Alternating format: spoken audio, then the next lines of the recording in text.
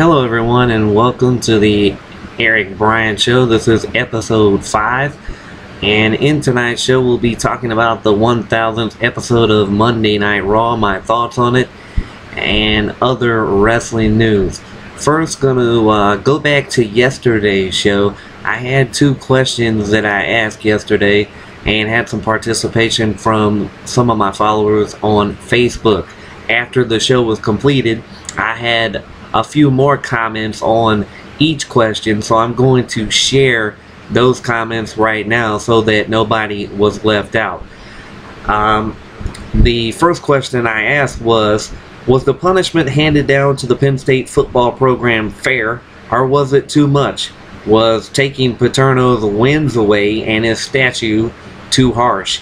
I got the comment from Timothy Schuster. Yesterday in the show, Bob Earl commented after the show was over. He said, "I say not harsh enough. I like to see other schools refuse to play any team from Penn State. The cover-up reached the highest levels. It is an institutional breach of ethics and ignoring of the law." And I do agree, they did breach the Institute of Ethics. They did ignore the laws by protecting this man, Jerry Sandusky, who was obviously doing something wrong, harming the children. And people come out, say that they knew this or thought that something was going on just by like little signs of things that would happen or take place and everything, and no one wanted to come forward and blow the whistle.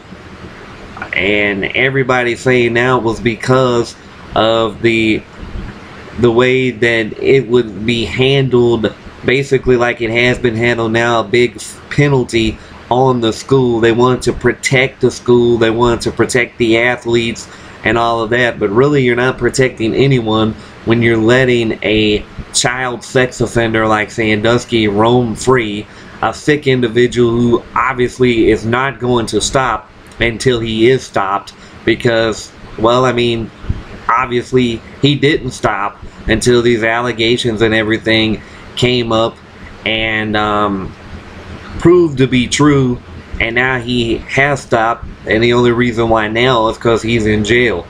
But as far as the no one playing Penn State, I think that you probably won't have to worry about that, because a lot of non-conference teams won't play Penn State because of the simple fact that it's not going to help them with their football program, because you're going to be playing a team who's penalized, can't go to a postseason anyway. So a win over a team like that probably won't strengthen your case in anything. So in that regards, it's probably going to be very hard for the Nittany Lions to find any non-conference opponents of any kind of any kind of good stature as far as being a really good ball team to help their resume. If they could knock off a big top team, I don't see that happening, because first of all, they're going to be shorted of star players with the scholarship situation, and also the fact that they're just not going to be able to compete on any level, I don't think, with the top elite teams. Also, the other question was, how much should race play a part in society when it comes to crimes that people commit? Do you think that a person's race affects the way they are judged for the negative things they do? I had no comments on this, but then as the show ended last night, Brandy Byers, one of my Facebook friends, said it shouldn't play a part at all, but unfortunately it does sometimes, more than we know. We all would love to believe that the judicial system is fair across the board, but that is just not true in some cases. It's very sad and ridiculous, actually, and she said, shaking my head. And I do agree. I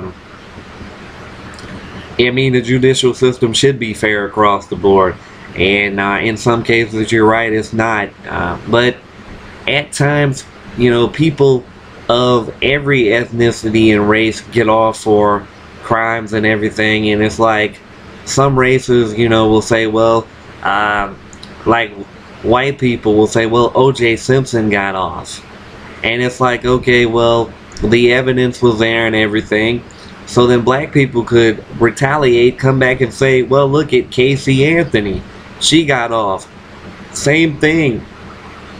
And a substantial amount of evidence there that shows that more than likely, most likely, she did it. You know, just like people were saying, OJ had to have done it. All of the stuff was there. Same thing with Casey Anthony. They both got off. As I was saying the other day, it shouldn't be about race. What it really boils down to is these lawyers coming in knowing their client did something wrong, whether they're told by their client or they're not. They can pretty much, as lawyers, assume, and most of the time probably be correct in their assumption of whether their client committed the crime or not, yet they still support them. And I think that's an issue as well that really plagues society. But Brandy, thank you for your comments on that question. Bob Earl, thank you for your participation in the Penn State question. Now let's get to tonight. Before I get to Raw, I'm going to get to some other sports news. Just one story in the NFL. Today, Dez Bryant, along with his mom, sat down for a press conference. And his mother said that Dez did not commit any family violence against her. They said there was a stern verbal argument between the two, but when asked if her son laid a finger on him, a hand on her, she said no, he did not. She said we fight a lot verbally, but it's never gotten into a physical altercation. So it's either a case of the media taking things out of proportion and building things up to more than what they were, which has happened several times before in sports and, well, every other situation as well. Or this could be a case of something happening, but a mother loving her son so much, trying to protect him. I don't know which one it is. I'm not going to speculate, but either way, she said today in a press conference with her son, Dez Bryant, that he did not commit any sort of family violence against her. Baseball, last night, the Seattle Mariners traded Ichiro Suzuki to the New York Yankees for two Double-A pitchers, DJ Mitchell and Danny Farquhar. They also gave the Mariners $2 million. And getting Ichiro, a 38-year-old outfielder, is going to help, or the Yankees hope that it helps to clear the void left by Brett Gardner, the left fielder who sometimes batted leadoff for the team. He injured for the rest of the season more than likely, so they get Ichiro to try and come in and replace him. It was said that they told Ichiro that if he signs, he might have to change positions and play left field, bat lower in the order, as he's accustomed to hitting in the first three spots in the order with the Mariners in his 12 seasons he played with Seattle. And also maybe sit from time to time against left-hand pitching, platooning him with veteran outfielder Andrew Jones. But Ichiro reported to agree to all those conditions, and he is now a New York Yankee. He actually played last night in Seattle against the Mariners as the Yankees won 4-1. Ichiro in his Yankee debut went 1-for-4. The Diamondbacks said they won't be trading Justin Upton this season, looking to deal some of deal his money off of the payroll, but they say he's just too valuable of a player to lose. They're going to try and work something out, and if things don't work, then he might be traded in the offseason or next year before the trade deadline. The Anaheim Angels trying to get another arm in their starting rotation. James Shields from the Tampa Bay Rays. Both teams talking about a possible trade, but right now that's all it is just talks. Ryan Dempster said he won't waive his no-trade clause, and he's in no hurry to sign a deal to be traded to any other team. It was reported yesterday that the deal was all on the table and ready to go between the Cubs and the Braves. Rendell Delgado would go to the Cubs for Ryan Dempster, but Dempster said he's going to kind of hold out. He's got a week left in the trade deadline, and he's going to weigh all his options and see what would be best for him.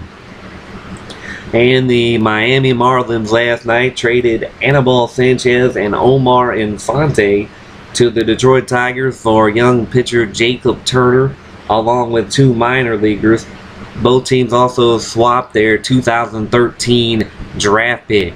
This should help the Tigers out, getting another good starting pitcher in Sanchez, who struggled a bit this year at a 5-7 record, and a good veteran utility infielder in Omar Infante, as their third base spot has really struggled this season. A lot of Tiger fans and baseball insiders saying this move proves that the Tigers want to make an impact and win this year, especially going out in the off season before the regular season and signing first baseman slugger Prince Fielder.